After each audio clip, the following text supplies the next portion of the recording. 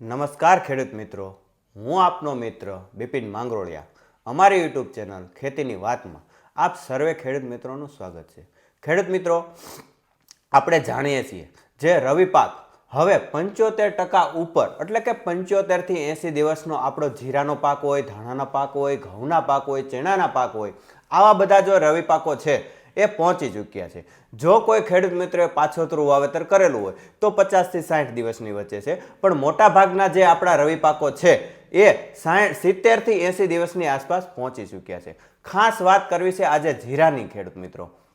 અને જે પાયાની અંદર આપણે ઉનાળુ તલ વાવવાના છે એના પાયાની અંદર કેવા પ્રકારના ખાતરો વાવવાના હોય છે એના કોલ પણ અમારે આવી રહ્યા હતા. વોટ્સએપ દ્વારા પણ માહિતી આવી રહી હતી કે પાયાની અંદર ઉનાળુ તલમાં કેવા પ્રકારના આપણે ખાતરો વાપરવા જોઈએ. ખેડૂત મિત્રો, જો એની પહેલા વાત કરી દેવામાં આવે તો પ્રતિ વીઘા દીઠ 16 વીઘાના તો 20 કિલો ડીએપી, ત્યાર પછી જો એ ન લેવું હોય તો 20-20-0-13 જે પ્રતિ વીઘા દીઠ 15 કિલો, અથવા એ પણ ન મળે તો 12-32-16 જે પ્રતિ વીઘા દીઠ 20 કિલો, અને સિંગલ સુપર ફોસ્ફેટ એટલે કે જે આપણે એસએસપી તરીકે જેને ઓળખીએ છીએ પ્રતિ વીઘા દીઠ જો 25 કિલો પાયાની અંદર આપી દેવામાં આવે ખેડૂત મિત્રો તો સારા પરિણામો મળે છે. પછી આપણા જમીનની તાસી ઉપર પણ ઘણો બધો આધાર રાખતો હોય છે. એમની સાથે એમઓપી પોટાશ એટલે કે મ્યુરેટ ઓફ પોટાશ 1 વીઘા દીઠ જો 10 કિલો આપી દેવામાં આવે તો જે તલ છે એ તેલીબિયા વર્ગનો પાક હોવાથી જો પોટાશ અને સલ્ફરની ખાસ જરૂરિયાત રહેતી હોય છે તો એમઓપી પોટાશ પણ આપણે 1 વીઘા દીઠ 10 કિલો આપી શકીએ છીએ. ત્યારબાદ વાત કરવામાં આવે તો ફાડા સલ્ફર તો 1 વીઘા દીઠ જો 5 કિલો એ પણ આપી દેવામાં આવે તો પણ સારા પરિણામો મેળવી શકીએ છીએ. ખેડૂત મિત્રો, ત્યાર પછી આપણા પાકને અંદર ઘણા બધા તત્વોની જરૂર પડતી હોય છે, 16 તત્વોની જરૂર પડતી હોય છે, પણ આપણે ઉપરથી પણ આપી શકીએ છીએ અને પાયામાં પણ આપી શકીએ છીએ. પાયાની અંદર ઝીંક ડબલ એટલે કે જેની અંદર zinc, ferrous, boron, manganese, copper, calcium, magnesium ને સલ્ફર આવે છે. એ પણ તમે પાયાની અંદર 1 વીઘા દીઠ જો 5 કિલો આપી દેવામાં આવે ખેડૂત મિત્રો તો સારામાં સારા પરિણામો મેળવી શકીએ છીએ. અને ફોસ્ફરસ યુક્ત આપણે જો પાયાની અંદર ખાતર ન વાપરતા હોય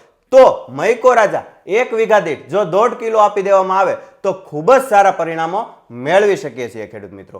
આ હતી આપણે પાયાના ખાતરની વાત ઉનાળુ તલ માટે, જે આપણે કાલના વિડીયોની અંદર રહી ગઈ હતી. ખેડૂત મિત્રો, ત્યાર પછી આજે આપણે જીરાની વાત કરવાની છે. જીરાનો પાક અત્યારે જે 70 થી 80 દિવસના સ્ટેજે પહોંચી ચૂક્યો છે. 1 થી 2 માળ આપણે બંધાઈ ચૂક્યા છે. ઘણા ખેડૂત મિત્રોને આગોતરું વાવેતર હતું તો એની અંદર પણ અત્યારે માકડી વરિયાળી થવા મળી છે, પીળું પડવા મળ્યું છે, પણ અત્યારે ચરમીનો ખૂબ મોટો પ્રશ્ન આપણને આગામી સમયની અંદર આવશે એવું લાગી રહ્યું છે. ખેડૂત મિત્રો, જો એડવાન્સના ભાગરૂપે અથવા તો આવી ગયા પછી કેવા મોલિક્યુલો વાપરવા જોઈએ એની વાત કરી દેવામાં આવે ખેડૂત મિત્રો તો પ્રતિ પંપ 15 થી 20 ml પેટે જે ખાસ 1 થી 2 સ્પ્રે ગેલેરિયોના તો ખાસ સ્પ્રે લેવા જોઈએ. કારણ કે અતિ આવશ્યક છે જે ગેલેરિયો પિકોક્સીસ્ટ્રોબિન જે નામનું જે ઝેર આની અંદર આવે છે એ ખૂબ જ આપણને કાળી ચરમીથી આપણા પાકને બચાવે છે.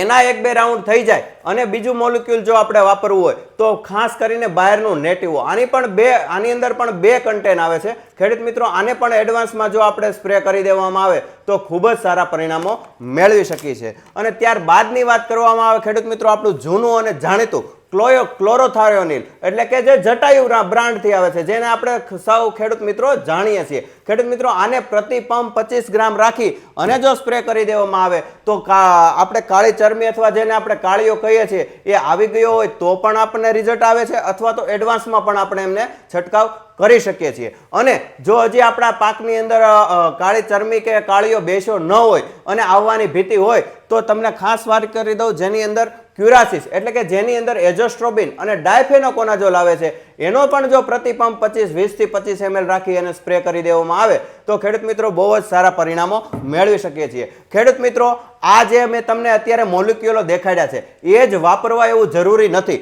તમારી જમીનની તાસીર, તમારી જમીનની અંદર આગળ કેવા પ્રકારનો તમે પાક લીધેલો છે, તમારા જીરાના પાકની અંદર કેવા તમે ફંજીસાઇડો એટલે કે કેવા આગળ સ્પ્રે લીધેલા છે, એનું કોમ્બિનેશનનું બહુ જ મહત્વ છે.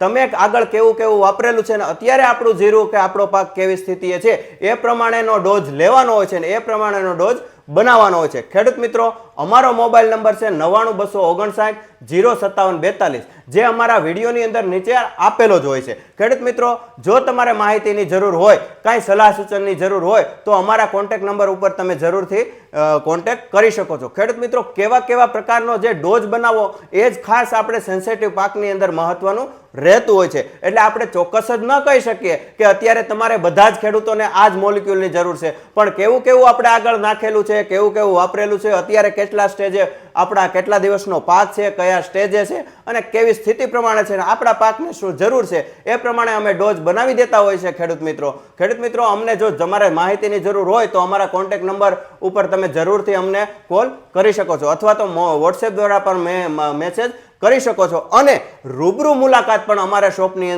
લઈ શકો છો. અમારી પેઢીનું નામ છે, અમારી શોપનું નામ છે શ્રી રામદેવ એગ્રો સેન્ટર, ચિત્તલ. ખાસ ખેડૂત મિત્રો, આજની વાતમાં આ તમારી સામે માહિતી લઈને ઉનાળુ તલની પાયાના ખાતરો કેવા આપવા જોઈએ અને ખાસ પ્રકારે જે સેન્સિટિવ પાક અત્યારે આપણો રવિ પાકનો જીરાનો ઉભેલો છે એની અંદર કેવા કેવા મોલિક્યુલો વાપરવા જોઈએ એની વાત લઈને તમારી સમક્ષ હાજર થયા હતા. અમારી યુટ્યુબ ચેનલ ખેતીની વાતને સબસ્ક્રાઇબ કરી દેજો, લાઇક આપી દેજો. આજની વાતમાં રજા આપશો. રામ રામ.